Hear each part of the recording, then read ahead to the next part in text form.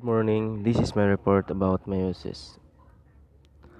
Meiosis, the form of cell division by which gametes with half the number of chromosomes are produced. Diploid, diploid and haploid.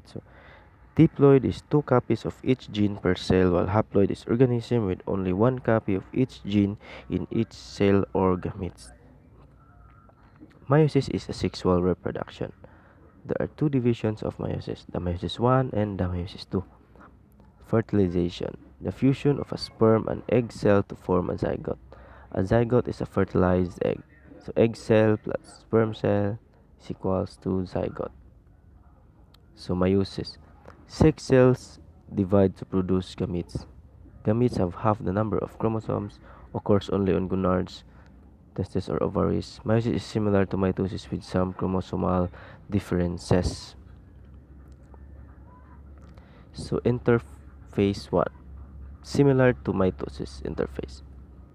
In interphase, chromosomes replicate or DNA replicate. Each duplicated chromosomes consist of two identical sister chromatids attached as their centromeres, and centriole pairs also replicate. Then meiosis 1. Meiosis 1, cell division that reduces the chromosomes number by one half. So there are four phases of meiosis 1.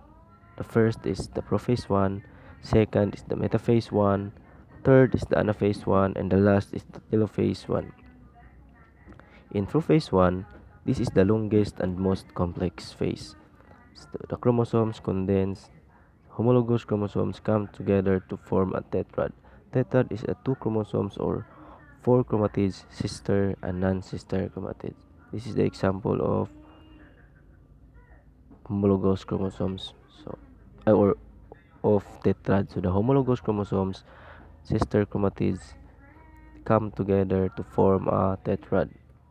The meaning of homologous chromosomes is pair of chromosomes, maternal and paternal, that are similar in shape and size. Homologous pair or tetrads carry genes controlling the same inherited traits.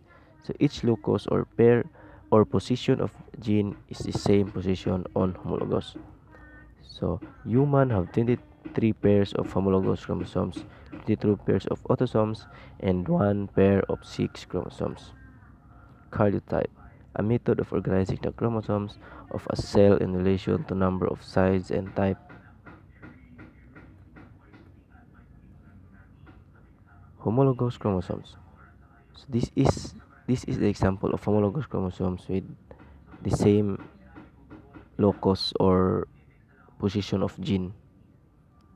So the paternal have the same eye color locus with the maternal, and hair color locus and hair color locus. They're the same. So in human, the autosomes are sets 1 to 22. So in humans, the sex chromosomes are the 23rd set. So the six chromosomes code for the six for the sex for the sex of the offspring. So if the offspring has two X chromosomes, it will be a female. And if the offspring has one X and one Y chromosome, it will be a male.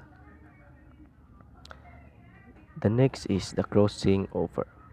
So this is the very interesting part. So in crossing over may occur between non-sister chromatids at the chiasmata.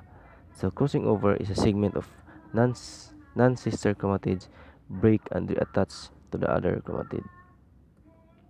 Chiasmata or chiasma are the sites of the crossing over. So the crossing over. So non-sister chromatids, chiasmata. The non-sister chromatids are attached to each other or transfer genes, and after that they exchange genes in crossing over. They exchange genes and attach as tetrad. That is the variation. Proof.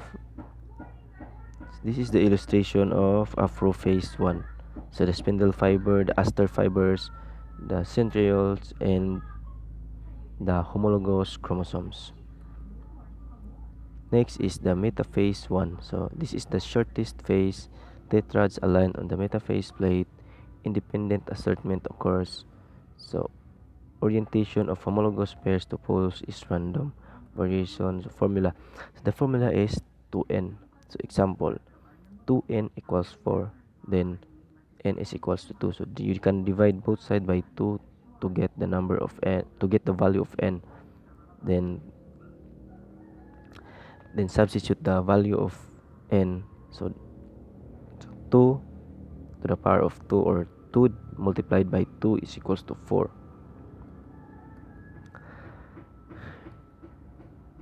This is the illustration of metaphase 1. So in metaphase 1, the homologous chromosomes are aligned in metaphase plate or in the middle. The next is anaphase 1. The homologous chromosomes separated and moved towards the poles. Sister chromatids remain attached at their centromeres. The illustration of anaphase 1 is this. So the homologous chromosomes are separated apart or pulled away by the spindle fiber. The next is the last part of meiosis 1, the telophase 1. In telophase 1, each pole now has haploid set of chromosomes. So the cytokinesis occurs and two haploid daughter cells are formed. As you can see, the telophase 1. So the telophase 1, the two cells are formed, but by the help of the cytokinesis, it will form a new cell.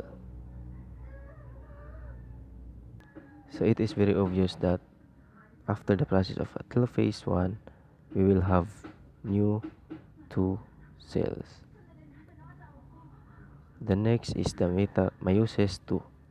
So in meiosis 2, no interphase 2, or in very short, no more DNA replication. So just remember that meiosis 2 is similar to mitosis. In prophase 2, same as prophase in mitosis.